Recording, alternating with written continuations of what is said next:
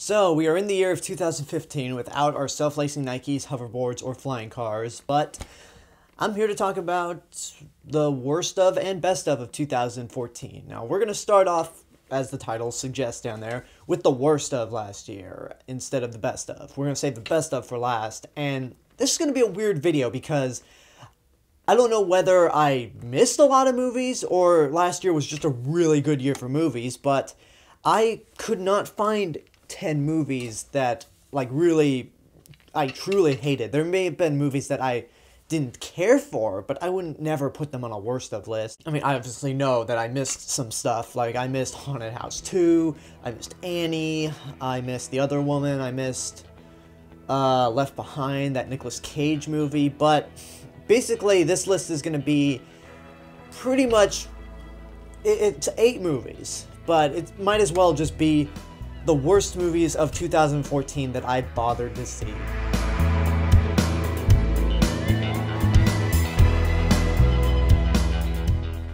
Now, before we actually get into the worst of list, I want to start off with the biggest disappointment of 2014. What this means is, this is a movie that would never appear on a worst of.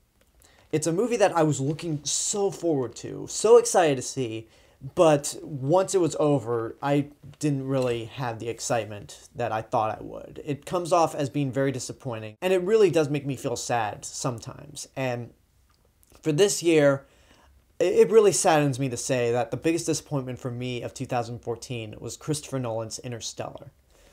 Look, let me start off by saying, I love 2 hours of this movie. It's beautifully filmed, it has great cinematography. The score by Hans Zimmer is probably my favorite of the year. Everyone in this movie gives a great performance, especially Matthew McConaughey and Jessica Chastain.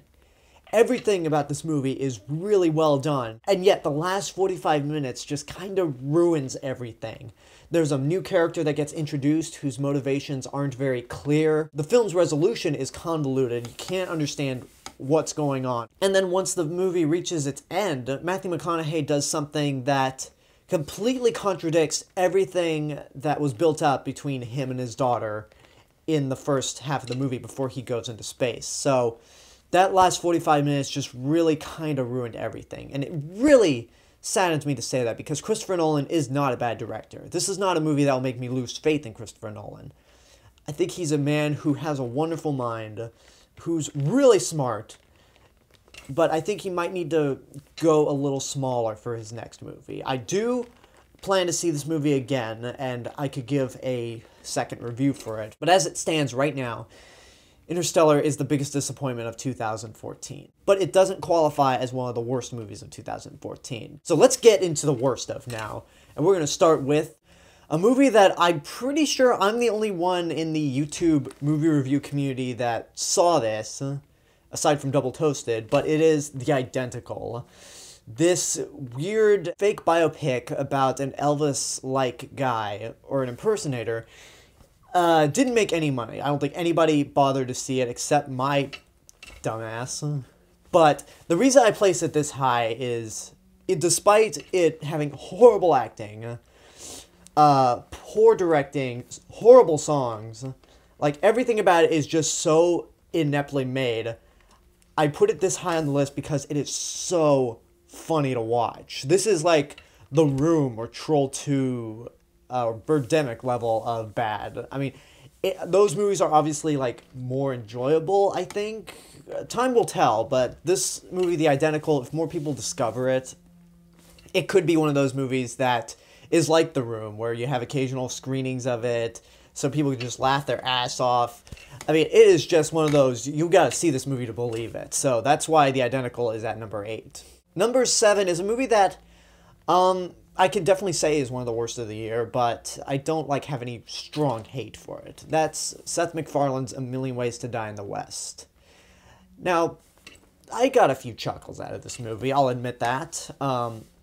I probably got one hard laugh, but in a 2-hour movie that tries to be like Blazing Saddles, it just doesn't work. For one thing, you can't top Blazing Saddles ever, or anything that Mel Brooks does. But also, it doesn't help that Seth MacFarlane is not really a good leading man. I mean, he's very talented, don't get me wrong. But one of the reasons Ted worked was because he was doing the voice for the title character while your leading man was Mark Wahlberg, someone who actually has charisma, but in Million Ways to Die in the West, he's felt out of place. Most of the jokes don't work. There was one scene in particular that made me almost puke. It has a cameo that kind of pointless, and it was spoiled in the trailer, so you already know what it is. It's Doc Brown, pretty much. Doc Brown and the DeLorean.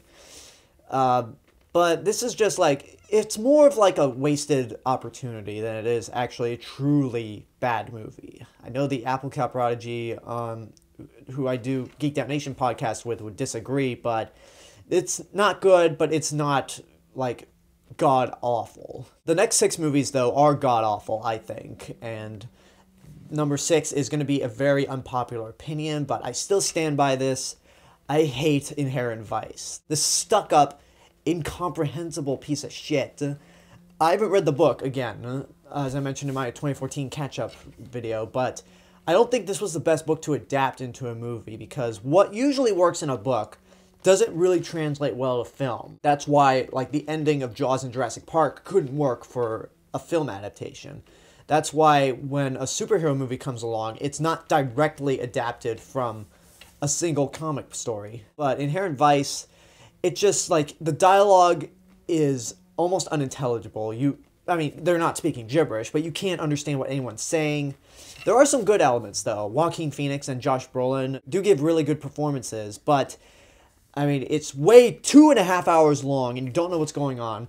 It's a waste of Maya Rudolph, Benicio del Toro, and Reese Witherspoon, and is just, I could not wait for this thing to end. Number 5 is a movie that I really thought long and hard about. I originally gave it a rating of good but not great, saw it again and was like, maybe you watch it at your own risk, but now I hate this movie. It's like Man of Steel all over again. I'm talking about The Amazing Spider-Man 2. The first Amazing Spider-Man, when it came out in 2012, I did a best of video for that year and thought, you know what, it was a surprise that year. I enjoyed it. Not The Amazing Spider-Man 2, though. This movie, this makes Spider-Man 3 look like the original Spider-Man 2. Electro's portrayed horribly.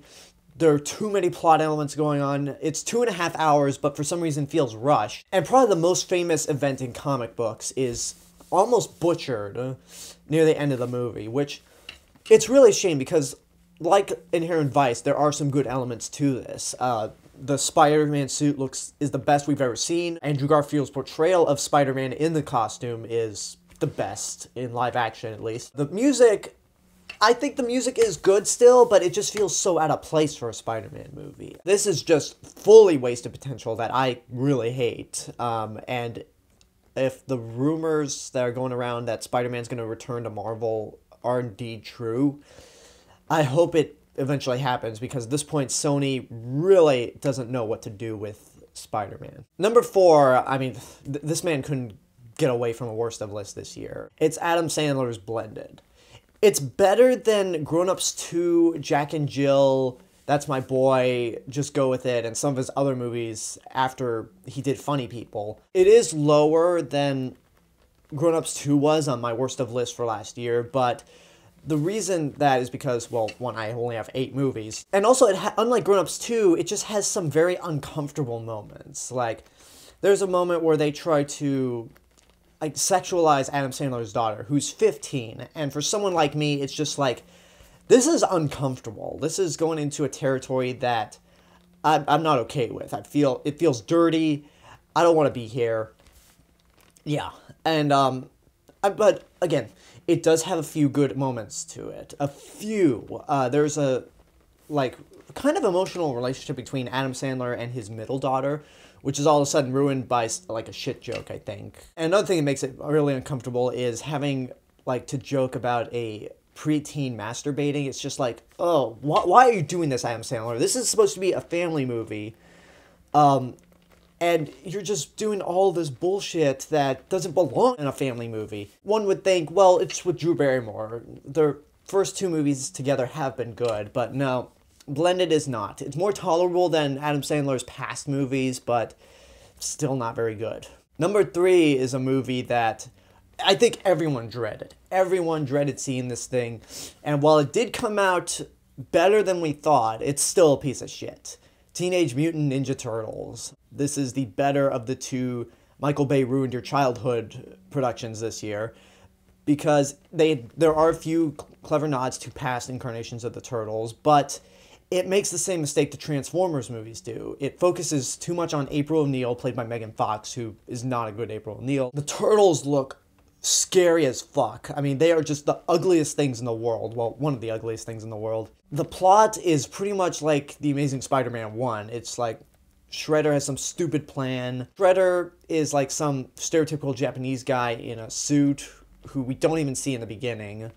William Fichtner's bland. Will Arnett's bland. This is the first Turtles incarnation that made me hate Michelangelo. It's a really ugly movie, I think. Go watch any of the past incarnations, except for Turtles 3.